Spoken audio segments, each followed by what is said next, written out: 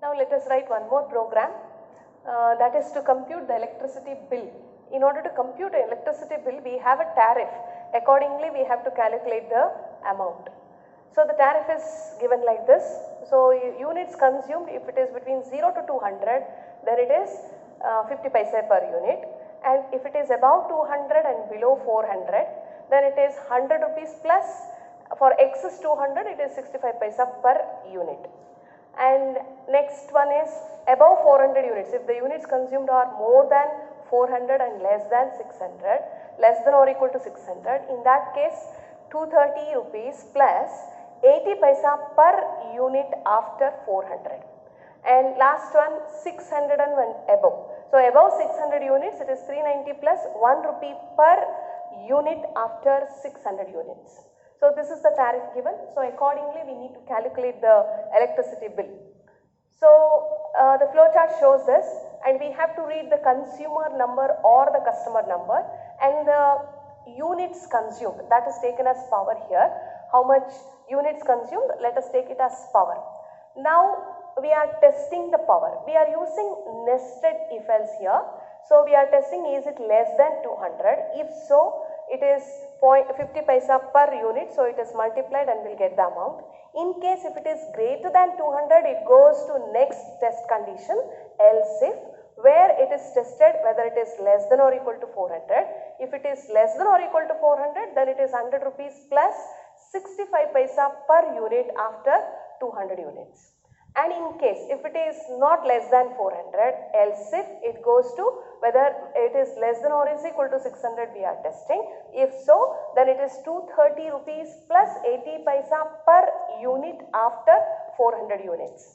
And otherwise, if it is greater than 600, then it is 390 rupees plus 1 rupee per unit consumed after 600 units. So this is, we are using else if ladder. If first condition is true, the first option what is given, that will be executed. Else second condition is tested. If that is true, then the S part gets executed. If that is false, again one more condition is tested.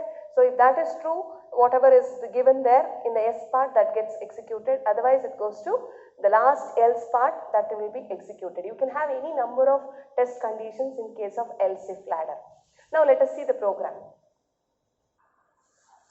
Okay, see the program. As usual, we will have documentation section, link section, then comes the main. Within the main, we have declared all the variables. So the variables required here is the input for this program is the customer number and the units consumed. Units consumed is taken as POW.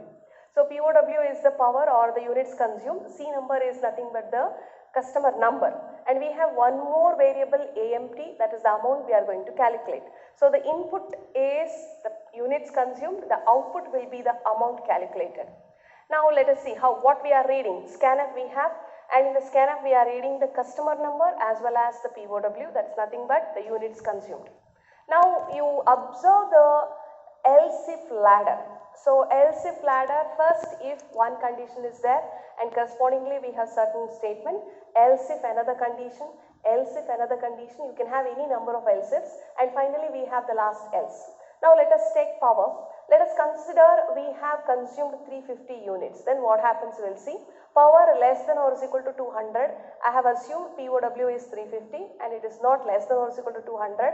So control goes to the next else if condition, where it is less than or is equal to 400. Condition is it POW less than or is equal to 400? Yes, because what I have assumed is POW is 350. So in that situation, the corresponding statement gets executed.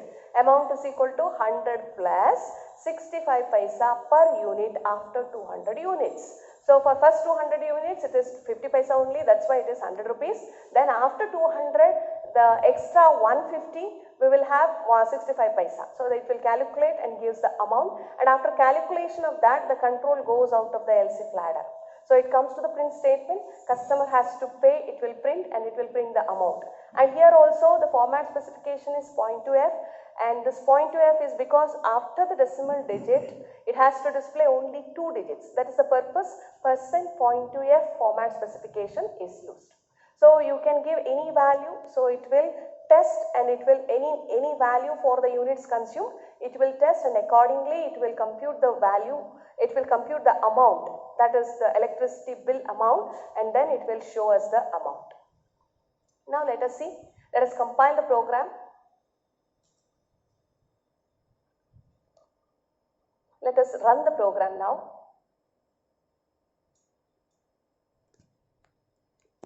We'll give the amount, we'll give the units consumed as 350 first. Actually, the customer number we have to give,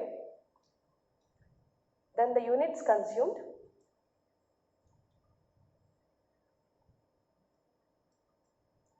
so the person has to pay 197.50 paisa, 197 rupees 50 paisa he has to pay. Now let us give the value, one more value.